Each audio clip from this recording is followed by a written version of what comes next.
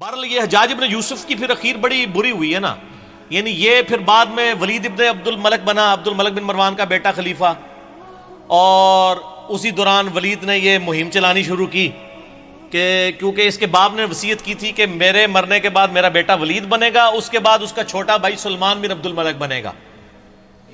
تو اس نے یہ مہم چلائی کہ نہیں، میرا بھائی نہیں بنے گا، میرے مرنے کے بعد میرا بیٹا کیوں نہ بنے۔ یہ تحریک اس نے چلائی۔ جب یہ تحریک چلائی نا تو سارے گورنر، آپ کو پتا لائی لگ ہوتے ہیں، سارے مان گئے۔ ایک گورنر ایسا تھا جس نے کہا کہ نہیں، وہ عمر بن عبدالعزیز تھے، مدینہ شریف کے گورنر عمر بن عبدالعزیز رحمہ اللہ تعالی۔ وہ بہنوئی بھی تھے اس کے ولید کے۔ مروان کے دو بیٹے تھے، ایک عبد الملک اور ایک عبدالعزیز۔ عبدالعزیز کا بیٹا عمر بن عبدالعزیز ہے، یہ بھی مروان کی اولاد ہے، لیکن دیکھ لیں، اور اسی لیے ہم کہتے ہیں نا آل امیہ میں عمر بن عبدالعزیز۔ مولانا طارق جمیل صاحب کو میں کہتا ہوں نا آل امیہ میں عمر بن عبدالعزیز، ٹھیک ہے؟ آپ سمجھ آئی کیوں کہتے ہیں؟ تو عمر بن عبدالعزیز نے مخالفت کر دی، انہوں نے کہا نہ۔ اب وہ کیا ہوا کہ اس نے پکڑ کے عمر بن عبدالعزیز کو قید میں ڈال دیا، چونکہ عمر بن عبدالعزیز جو ہے نا وہ بڑے محبوب گورنر تھے اپنے علاقے کے، تو بڑی شورش برپا ہو گئی۔ اسی دوران ولید بن عبد الملک اچانک مر گیا، تو آٹومیٹیکلی سلمان بن عبد الملک خلیفہ بن گیا، اس کا چھوٹا بھائی۔ اور ان کی بہن تھی فاطمہ، وہ عمر بن عبدالعزیز کی بیوی تھی۔ اس لیے کہتے ہیں فاطمہ سے زیادہ طاقتور عورت کبھی نہیں گزری، کہ جس کا باپ بھی 3 براعظموں کا خلیفہ، جس کے 4 بھائی 3 براعظموں کے خلیفہ، اور جس کا خاوند بھی 3 براعظموں کا خلیفہ، اور بڑی درویش عورت تھی وہ فاطمہ بنت عبد الملک بن مروان۔ تو فاطمہ جو تھی نا درویش عورت، اس کی بیوی، اب وہ سلمان بن گیا خلیفہ۔ سلمان جب خلیفہ بنا تو اس کو یہ چیز معلوم تھی کہ میری خلافت میں سب سے بڑی کنٹریبیوشن عمر بن عبدالعزیز کی ہے، ٹھیک ہو گیا؟ یہ اس کے دماغ میں تھا کہ اگر عمر بن عبدالعزیز نہ ہوتا تو میرا بھتیجا اس وقت خلیفہ ہوتا، اور مجھے تو اس نے معزول کر دیا تھا میرے بڑے بھائی نے۔ تو اس لیے وہ ان کو یعنی آگے آگے رکھتا تھا۔ مسجد نبی شریف کی امامت بھی کراتے تھے۔ انس بن مالک کے بارے میں سنن نسائی میں آتا ہے کہ میں نے رسول اللہ صلی اللہ علیہ وآلہ وسلم کے بعد بڑے عرصے کے بعد کسی ایسے شخص کے پیچھے نماز پڑھی ہے جو بالکل نبی علیہ السلام کے طریقے پہ ہمیں نماز پڑھاتا ہے، اور وہ عمر بن عبدالعزیز ہے۔ 99 ہجری میں خلیفہ بنے، اور 101 ہجری میں صرف 38 سال کی عمر میں آل امیہ نے زہر دے کے ان کو شہید کر دیا، ٹھیک ہو گیا؟ تو عمر بن عبدالعزیز جب خلیفہ بنے تو یعنی یہ گورنر تھے اور سلمان خلیفہ بن گیا۔ پھر انہوں نے مشورہ دیا کہ حجاج ابن یوسف کو معزول کیا جائے، یہ ظالم آدمی ہے۔ اس نے کہا حجاج نام کے جتنے بندے ہمارے گورنمنٹ میں ہیں سارے معزول، جیلوں میں ڈلواؤ ان کو، ٹھیک ہو گیا؟ اب جب یہ جیلوں میں گئے نا تو محمد بن قاسم کا بھی رگڑا لگ گیا، جس نے یہاں پہ، وہ حجاج ابن یوسف کا کیا تھا؟ رشتہ دار تھا نا، بانجا تھا نا، بانجا یا بھتیجا۔ تو اس کو پھر مفتے میں رگڑا لگ گیا، اس کو پھر بلا کے جیل میں ڈالا گیا۔ وہ کہتے ہیں نا جی وہ نباز جیل پاتا سی، اس لیے کہ پیچھے خلیفہ چینج ہو گیا تھا۔ تو حجاج ابن یوسف کے جتنے بھیجے ہوئے تھے نا، اس کو چونکہ وہ گورنری سے گیا تو اس کے بھی سارے فرستادے فارغ ہو گئے، اور پھر یہ خیر بڑی بری موت مرا، یعنی اس کو پھوڑے نکل آئے اور پیپ نکلتی تھی۔ پھر مرتے مرتے یہ کہتا تھا کہ جی اللہ تعالیٰ تو ماں سے زیادہ محبت کر، جو ساڑھے لوگ بھی کہتے ہیں۔ حسن بصری کو کسی نے بتایا کہ وہ تو کہتا ہے کہ جی اللہ تعالیٰ کی رحمت تو میرے گناہوں کو تو اس کے سامنے کچھ بھی نہیں ہے۔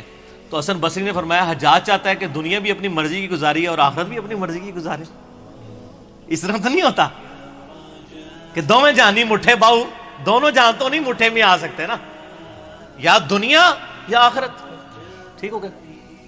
تو خیر یہ مارا گیا۔ پھر سلمان جو ہے نا، اس کی جب موت کا وقت قریب آیا، اس کو بھی ایک بیماری لگ گئی، تو اس نے ارادہ کیا کہ اپنے چھوٹے 2 بھائیوں کو خلافت کے لیے نامزد کرے۔ تو اس کا ایک اسسٹنٹ تھا، رجا اس کا نام تھا، بڑا نیک تھا وہ۔ اس نے کہا کہ اگر تو میری ماننا تو عمر بن عبدالعزیز کو خلیفہ بنا دے۔ اس نے کہا کہ یہ تو میرے بھائی اس کو مار دیں گے، مانیں گے نہیں۔ اس نے کہا نہیں، ان کا علاج ہے میرے پاس، دیکھ تو اگر خلیفہ بنا تو اس کی وجہ سے بنا ہے۔ عمر بن عبدالعزیز حادثاتی طور پہ جو ہے نا وہ خلیفہ بن گئے تھے، ورنہ ان کو کس نے بنانا تھا اتنے نیک آدمی کو؟ ان کا یار اس طرح کر کہ تو نا ایک بند وصیت لکھ کے اس کو سیل کر دے، اور کہہ کہ اس سیل کے اوپر بیعت لو کہ نیکسٹ خلیفہ کون ہے، اور جو بیعت نہیں کرے گا اس کو قتل کر دیا جائے گا، اور تو لکھ دے کہ عمر بن عبدالعزیز تیرے بعد خلیفہ ہے، اور اس کے بعد تو لکھ دے کہ عمر بن عبدالعزیز کے بعد میرا جو بھائی چھوٹا ہے یزید اور ہشام وہ خلیفہ ہے۔ تو ان کو بھی امید لگ جائے گی چلو اسی ساٹھی باری بھی آ جائے گی۔ یہ لکھ کے نا جناب سیل کر دی گئی۔ اب سیل لے کے جب باہر آئی میدان جنگ میں، خیمے سے باہر نکلے اور کہا جی امیر المومنین نے اپنا سکسیسر مقرر کر دیا ہے، اس کے اندر اس کا نام ہے، تو بیعت کرو بند پہ۔ وہ بھائی آگے لالچی، انہوں نے کہا نا کھول کے پڑھ ساڑا نام لکھے کہ نہیں؟ انہوں نے کہا میں کہنا تھوڑا نام لکھے، نام تو لکھے سی لیکن یہ نہیں پتا کہ کہڑے نمبر تے لکھے ہے۔ ٹھیک ہو گیا۔ اور دوسری طرف عمر بن عبدالعزیز آگے کہتے ہیں رجا مجھے بتا دے کہیں میرا نام تو نہیں لکھ دیا، ورنہ میں جنگلوں میں چلا جاؤں، میں خلافت کا بار نہیں اٹھا سکتا۔ ٹھیک ہو، یہ آپ اپروچ کا فرق دیکھ لیں۔ تو رجا کہتا ہے میں نے زندگی میں ایک ہی جھوٹ بولا ہے، نہ اس سے پہلے نہ اس کے بعد، وہ یہ تھا کہ میں نے کہا عمر تیرا نام نہیں ہے بیچ میں، کیونکہ مجھے خطرہ تھا کہ یہ چھوڑ دیں گے اور مسلمان ایسے حکمران سے محروم نہ ہو جائیں۔ کہتے ہیں جب وصیت کھولی گئی، جب پڑھ کے سنائی گئی عمر بن عبدالعزیز، تو عمر بن عبدالعزیز جو ہے وہ بے ہوش ہو کے گر پڑے۔ دو بندوں کے سہارے، ایک 35 سال کا نوجوان 2 بندوں کے سہارے لا کے ممبر تک لایا گیا پہلا خطاب کرنے کے لیے، اور آل امیہ کے چہرے لٹک گئے۔ لیکن جب پڑھا کہ ان کے مرنے کے بعد وہ بھی بنیں گے تو ان کو امید لگ گئی، ان کا چلو ٹھیک ہے ساڈا یار بنوئی ہے نا 100 کرو کیڑا باہر دا بندہ ہے۔ ٹھیک ہو گیا، دادا تو ساڈا مروان ایک ہی ہے نا، ٹھیک ہو گیا، پردادا۔ تو یہ پورا معاملہ ہوا۔ عمر بن عبدالعزیز رحمہ اللہ تعالی ورضی اللہ تعالی عنہ وعلیہ السلام یوں خلیفہ بنے۔ پھر سر 2 سال صرف ان کو رہنے دیا ہے، 2.25 سال، جتنی حضرت ابوبکر کی خلافت کا ٹینیور ہے نا اتنا ان کا۔ اور دیکھ لیں اسلام میں 5 خلفاء ابو بکر، عمر، عثمان و علی اور حسن ابن علی کے بعد 6ٹھا خلیفہ ان کو مانا جاتا ہے، بیچ میں کسی کو خلیفہ نہیں مانا جاتا۔ علی منہاج النبوہ 2 سال کے اندر، 2.25 سال کے اندر انہوں نے پچھلے 40 سال میں آل امیہ نے جتنی لوگوں کی جدادیں ہتھیائی تھی نا ان کی اولادوں کو بلا کے واپس کی۔